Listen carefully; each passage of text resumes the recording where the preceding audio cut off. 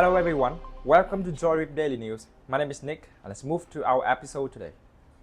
Nickel prices surged sharply on Shanghai Futures Exchange on Monday, with a contract NI 2411 rising by more than 3.2%, approaching USD 20,000 per ton. Spot prices for nickel also saw gains up to 3%. Similarly, London Metal Exchange nickel prices increased by more than 1% and have surpassed 17,200,000 USD per ton. Aluminum prices face uncertainty due to renewed EU deliberations on sanctions against Russia, with potential sanctions on Russian primary aluminum still on the table but unresolved. Meanwhile, EU steelmakers continue to purchase Russian steel slabs despite the sanctions, with 3.1 million tons imported in 2023 and more than 1.7 million tons in the first half of 2024. The effectiveness of EU sanctions on semi-finished steel products remain a matter of debate, as the current rules allow significant loopholes for Russian imports.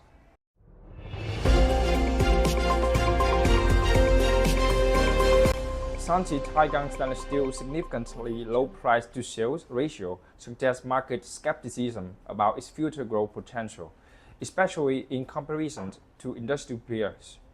The company's recent revenue performance has been weak, with minimal growth over the past year, and while revenue has risen by 24% over the past 3 years, the growth has been inconsistent. This underperformance is particularly stark compared to the broader metals and mining industry, which is forecasted to grow 13% next year. The market seems to be factoring in these uncertainties, leading to a lower valuation, as investors appear unconvinced that Shanxi Taigang can significantly improve its revenue trajectory. As a result, the stock may struggle to gain momentum unless the company shows more consistent and robust growth in the future.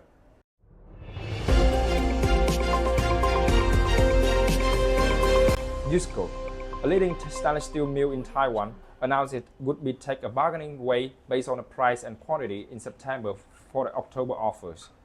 Tang Iron Works Company Limited, another major stainless steel manufacturer in Taiwan, kept the price of 304 hot rolled and cold rolled product unchanged for October.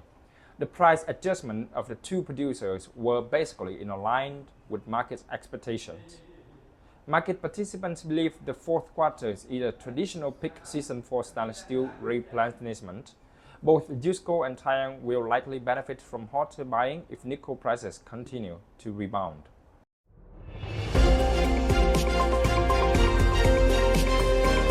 The European Commission announced that it is decided to register all imported products under the anti-dumping or anti-subsidy investigations, including all ongoing investigations where provisional determinations haven't been made.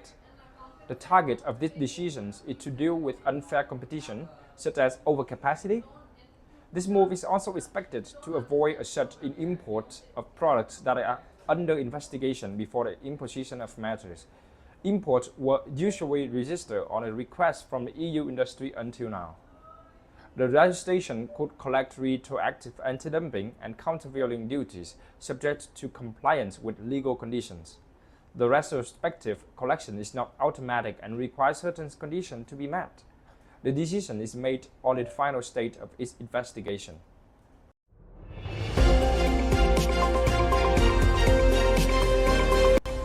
Members of the Canadian Steel Producer Association (CSPA) have signed an appeal supporting the introduction of targeted tariffs on steel imports from China, reflecting the concerns over unfair trade practices. Jacobman Industries, the North American largest independent steel pipe producer, has joined the appeal, with CEO Barry Jacobman emphasizing the need for Canada to protect its domestic economy and workers from high-carbon steel imports from China. The CSPA and Jacobman have also urged Canada to collaborate with its North America trade partners, namely the United States and Mexico, under the CUSMA, Canada-United States-Mexico Agreement, to safeguard the region from the effect of unfairly priced steel imports. Additionally, they advocate the stricter measures against duty evasion practices, such as forced labeling of the country of origin.